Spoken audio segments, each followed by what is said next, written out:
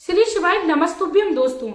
आज की वीडियो में प्रदीप मिश्रा गुरुदेव के द्वारा बताया गया मिट्टी के शिवलिंग का हमें किस तरह निर्माण करना चाहिए, साथ में मिट्टी के शिवलिंग का जब हम निर्माण करते हैं तो किस दिन और किस समय हमें उसका विसर्जन करना चाहिए और मिट्टी के शिवलिंग का हमें किस प्रकार पूजन करना चाहिए। इसके साथ ही सबसे महत्वपूर्ण बात यह है कि मिट्टी के शिवलिंग को हमें किसके ऊपर स्थापित करना चाहिए, सारी बात आप लोगों से साझा करूंगी। बहुत ही ज्यादा महत्वपूर्ण वीडियो है। यदि आप शिव भक्त हो और आप भी अपने जीवन में चल रही मनोकामनाओं को पूर्ण कराना चाहते हो तो वीडियो के एंड तक बने रहिए। वीडियो बहुत ही खास होने वाली है मेरी हर माता बहन के लिए, साथ में भाई के लिए। आप लोग वीडियो के एंड तक बने रहिए। हर विधि को जानकर जब आप मिट्टी के शिवलिंग का निर्माण करते हैं तो आपको उसकी अनंत गुना फल की प्राप्ति होती है। मैं मेरे आराध्य श्री लक्ष्मी नारायण को मैं कोटि कोटि प्रणाम करती हूँ, मैं उनको कोटि कोटि नमस्कार करती हूँ।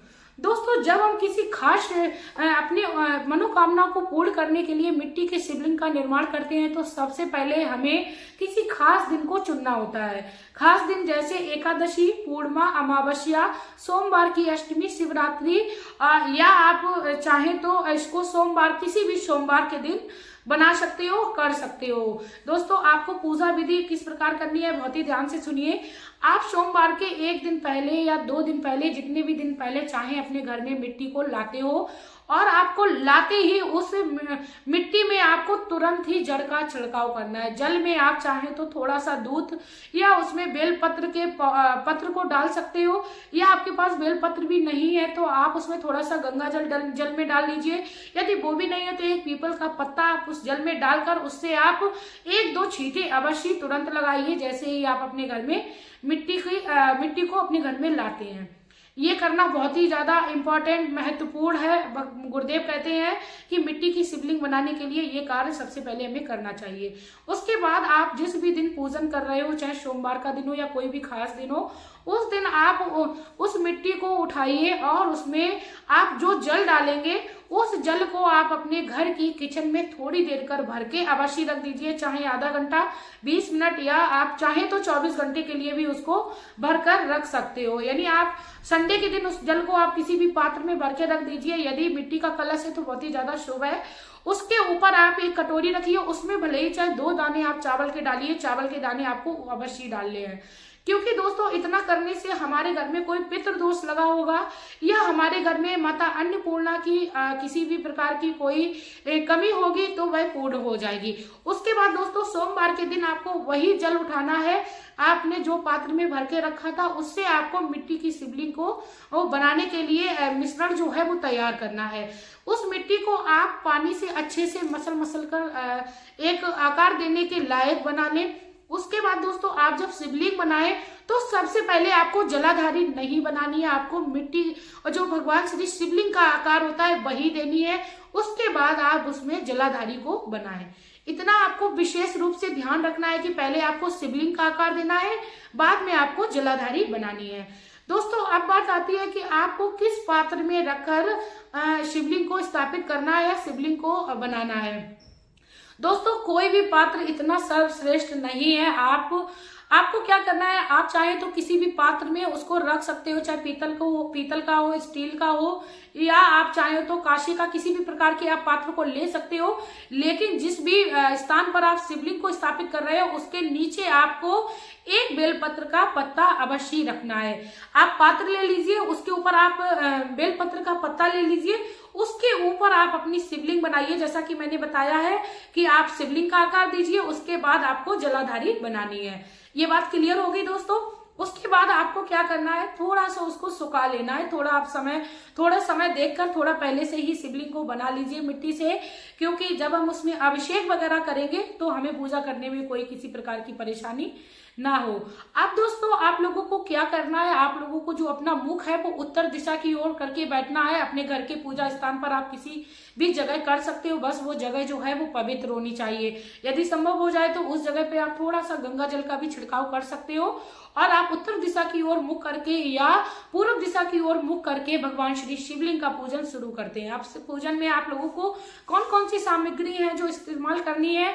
दोस्तों, आप लोगों को क्या करना है, पूजन में आप जिस प्रकार भगवान श्री शिवलिंग पर पूजा करते हो, चंदन लेते हो, फूल, पुष्प, दीप, धूप और आप चाहें तो उसमें चौमुखी दिया भी जला सकते हो जिस समय आप भगवान श्री शिवलिंग का अभिषेक कर रहे हो, आपकी श्रद्धा है।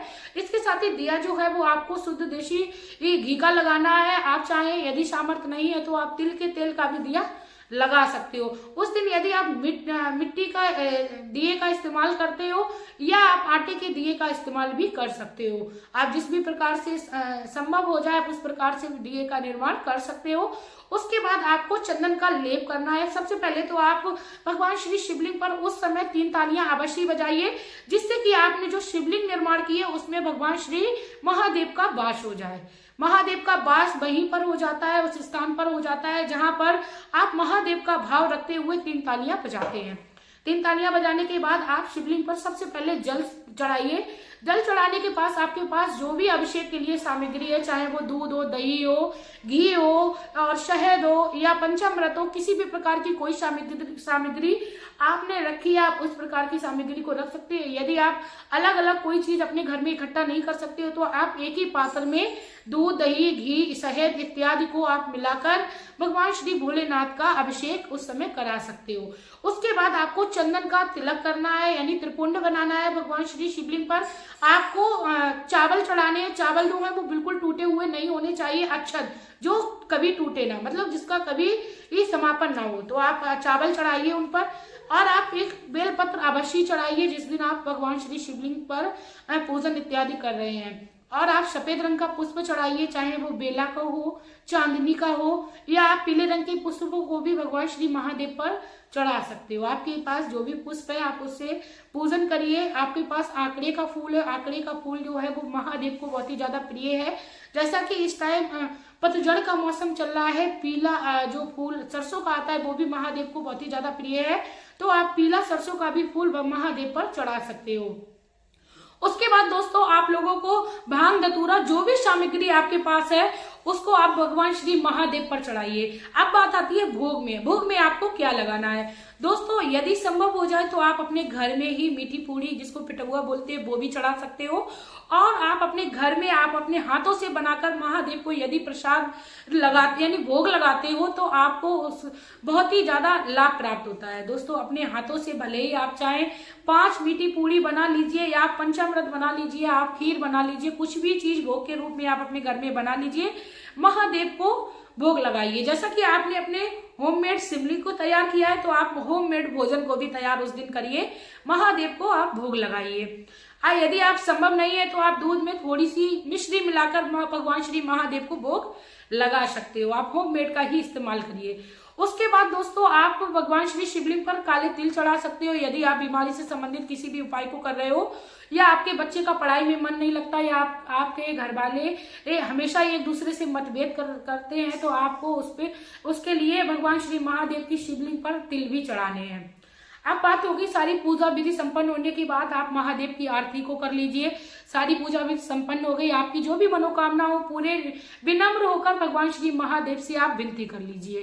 अब बात आती है कि महादेव की शिवलिंग को आपको किस दिन विसर्जन करना है। बहुत ही ध्यान से सुनिएगा। गुरुदेव कहते हैं कि जब भी हम महादेव की मिट्टी की शिवलिंग को स्थापित करते हैं, या तो हम जब शिवरात्रि के दिन करते हैं या हड़तालिका तीज के दिन करते हैं या हम लोग उसके सावन माह में करते हैं, तो हमें शिवलिंग जो है वो अपने घर में कुछ दिनों के लिए रखनी चाहिए। लेकिन जब हम किसी खास दिन, यदि सोमवार के दिन या किसी अन्य दिनों में हम भगवान श्री शिवलिंग को स्थापित करके उसका पूजन करते हैं, तो हमें संध्या होने से पहले भगवान श्री शिवलिंग को विसर्जन जल में कर देना चाहिए। विसर्जन किस प्रकार करना चाहिए? विसर्जन करते समय हमें भगवान महादेव की जो जलाधारी है उसको अपनी ओर उसका जो आकार है वह रखना चाहिए, और जब वह जल में हम गिरा रहे हों तो उस समय हमने जो मनोकामना के लिए भगवान श्री शिवलिंग की पूजा की थी उसको भी ध्यान में कर लेना है। उसके बाद उस जल में उस शिवलिंग को छोड़ देना है। इतना करने से आपको मिट्टी के शिवलिंग के पूजन के फल की पूर्ण प्राप्ति होगी। इसी के साथ दोस्तों वीडियो यदि अच्छी लगी हो तो प्लीज वीडियो को शेयर कर दीजिएगा, क्योंकि आपका एक शेयर मात्र लोगों के जीवन में चल रही समस्याओं से मुक्ति करा देगा। इसी के साथ दोस्तों अब मैं वीडियो में लेना चाहूंगी विदा। आपका प्यार और कीमती समय देने के लिए धन्यवाद।